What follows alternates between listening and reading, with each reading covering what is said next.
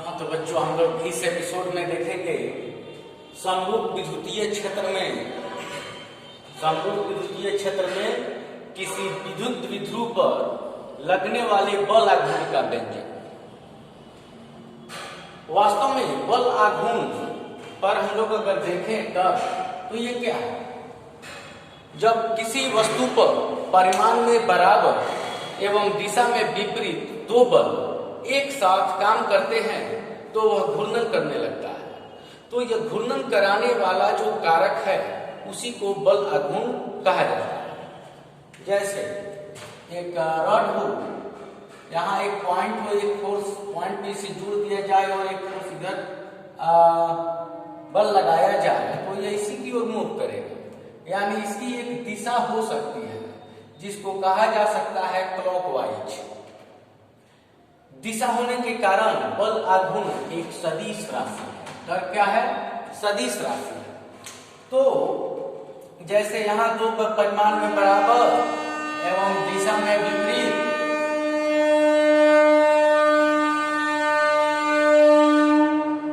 तो यहाँ परिमाण में बराबर एवं दिशा में विपरीत दो बल एक साथ काम कर रहे हैं तो ये जो बल का एक्शन यानी जो एक साथ काम कर रहे हैं इसी घटना को बल आघूर्ण कहेंगे। और इसकी दिशा है जैसे क्लॉकवाइज है, इधर ये और इधर ये काम करेगा तो एंटी क्लॉकवाइज, ठीक है, दक्षिण हस्त बाम हस्त। अब मान लो एक सदिश गुणन आप जानते ही हैं कि दो सदिशों का सदिश गुणन एक सदिश ही होता है। तो a क्रॉस b को दोनों सदिशों के परिमाण एवं दोनों की दिशाओं के बीच बने कोण के साइन थीटा के गुणनफल के बराबर होता है और इसकी दिशा a एवं b दोनों के तल के लंबवत होती है। कहने का मतलब कि ये वेक्टर a, ये वेक्टर b, तो इनका जो ये तल है इन तल के लंबवत होती है a क्रॉस b, यानी a क्रॉस b AB के तल पर 90 डिग्री का कोण बनाता है, ठीक है। तो ये 90 डिग्री का एंगल बनाता है इस तल पर, यानी a क्रॉस b ऐसे।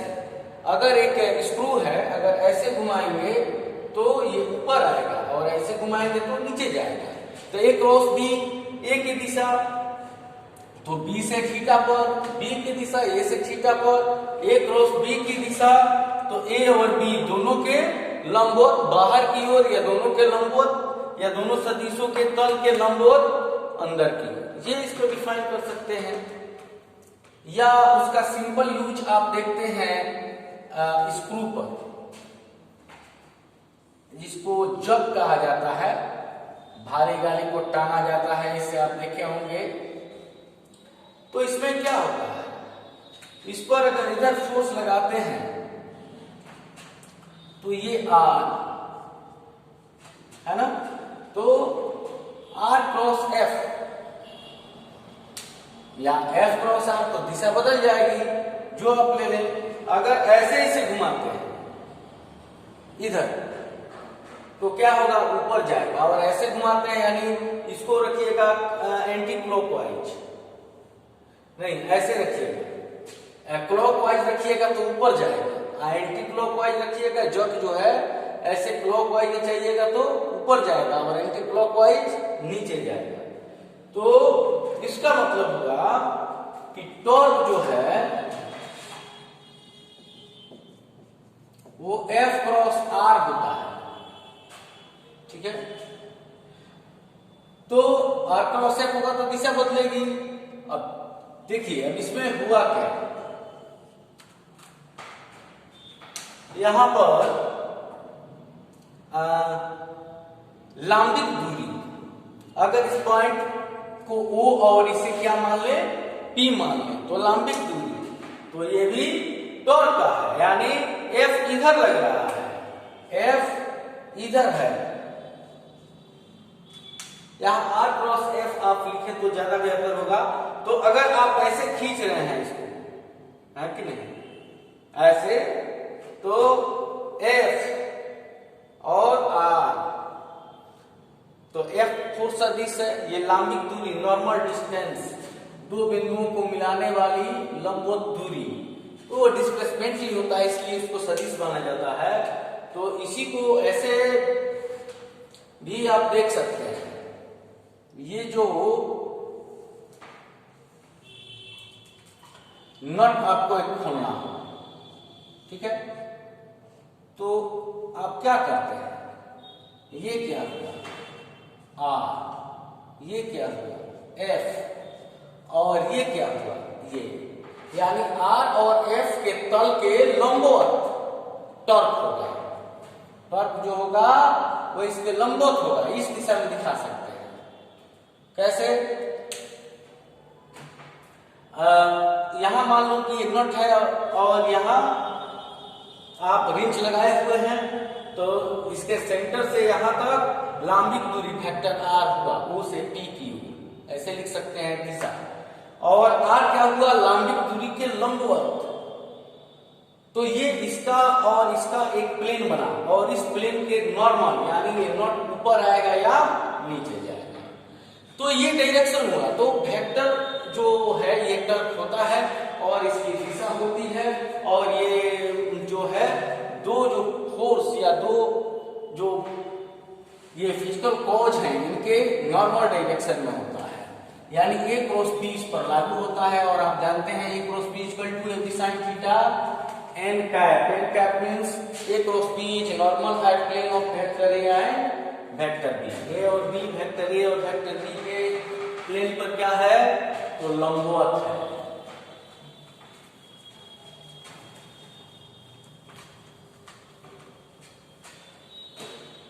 अब यहां पर देखते हैं, हम लोग जानते हैं कि यह प्लस चार्ज है तो क्या करेगा, अपने चारों ओर सेंटर से बाहर की ओर फोर्स लगाएगा। हम लोग इलेक्ट्रोस्टैट में प्लस चार्ज के कारण ही इलेक्ट्रिक फील्ड का स्टडी करेंगे, क्योंकि इससे दिशा प्लस क्यू नोट की दिशा पता चलेगी और एक्शन कहां तक हो रहा है फोर्स का ये भी पता चलेगा। माइनस ले लेंगे तो आगे तो सट जाएगा, तो फिर इसका एक्शन नहीं, तो ये थोड़ा एक्सपेरिमेंटली अच्छा होता है। तो इस भाग को आप काट दीजिए, ये जो भाग है इसी को आप यहां पे ले, इसको क्या मान लिए, इसको मान लिए आप इलेक्ट्रिक फील्ड। यहां लेते तो ऊपर, यहां लेते तो इधर, यहां लेते तो नीचे। तो एक किसी खास भाग का क्षेत्र ले लिए, तो ये प्लस क्या दिखा रहा है, इधर क्या दिखा रहा है कि प्लस कहीं ना कहीं इधर है। अब यहां पे लिए आप एक इलेक्ट्रिक डाइपोल, क्या लिए, इलेक्ट्रिक डाइपोल, और इस पे लिए प्लस क्यू, इस पे लिए माइनस क्यू, ये ओ, इसका नाम लिख दिए ए बी, और ये एल, और ये एल, और ये थीटा, ठीक है। तो ये क्या हुआ, प्लस क्यू, इधर इस पर एक फोर्स लगेगा एफ, और इस पर इधर एक फोर्स लगेगा। ये फोर्स लगाएगा कौन, ये इलेक्ट्रिक फील्ड के कारण, क्योंकि प्लस इसको इधर खींचना चाहेगा।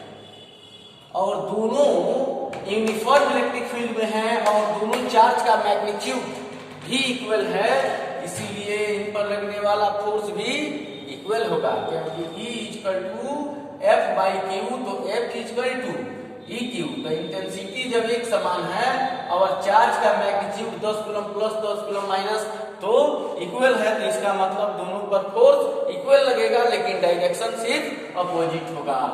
इस तरह जब ऐसा फोर्स लगेगा तो क्या होगा, ये रोटेट करना चाहेगा। अब रोटेट करना चाहेगा तो हम लोग अब देखेंगे,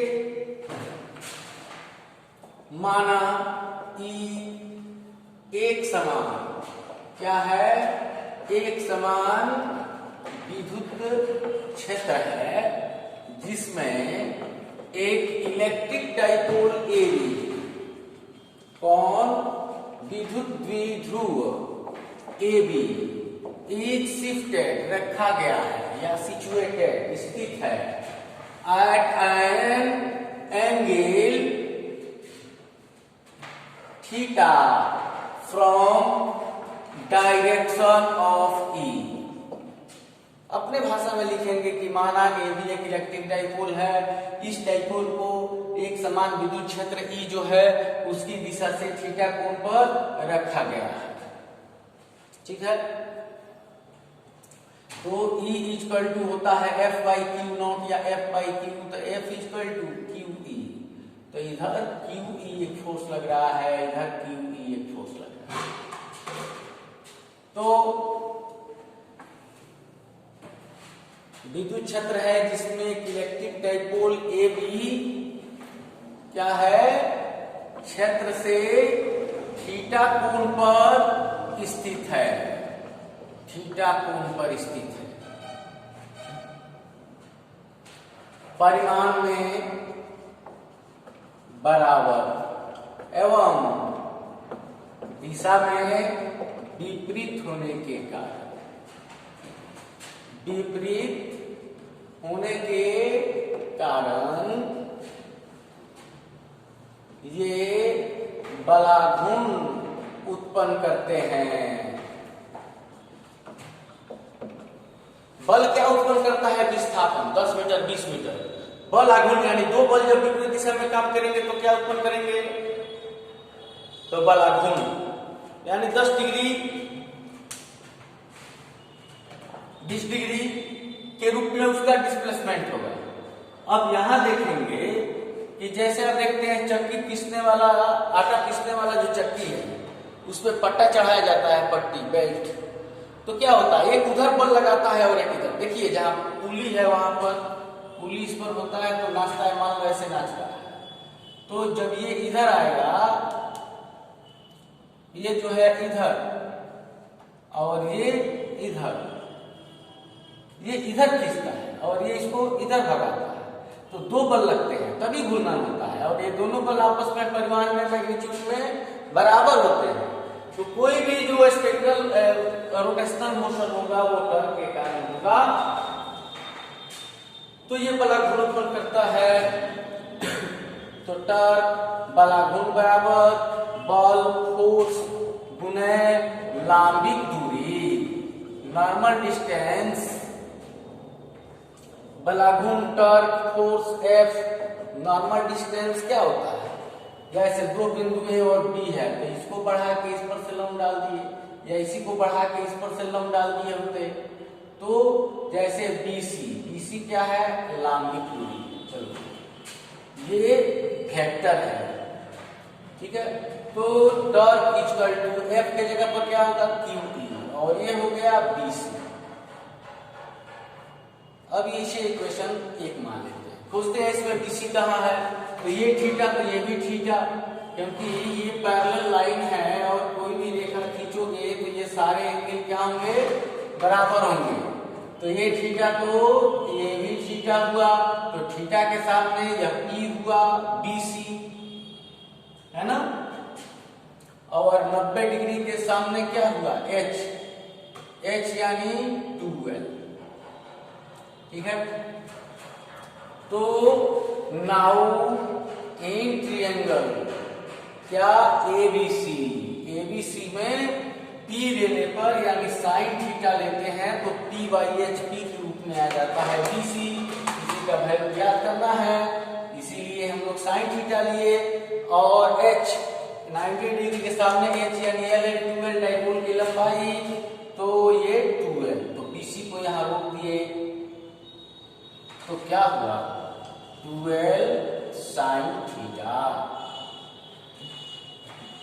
now torque equal to QE और BC की जगह पर 2L sin theta, 2L sin theta. तो टॉर्क बराबर Q into 2L P into E sin theta. तो इसी को हम लोग लिख सकते हैं वेक्टर फॉर्म में P क्रॉस E, क्योंकि A क्रॉस B बराबर होता है AB sin theta, mod of A mod of B sin theta, यानी मोड वाला 3 का निशान हट गया, उसका मैग्नीट्यूड। उसी तरह इसको P क्रॉस E भी हम लोग लिख सकते हैं, ठीक है। अब हम लोग अगले एपिसोड में देखेंगे कि डाइपोल को घुमाने में किए गए कार्य का व्यंजक कितना होता है। ये क्या आप समझ रहे हैं? ई लिखा गया है, ई। ठीक।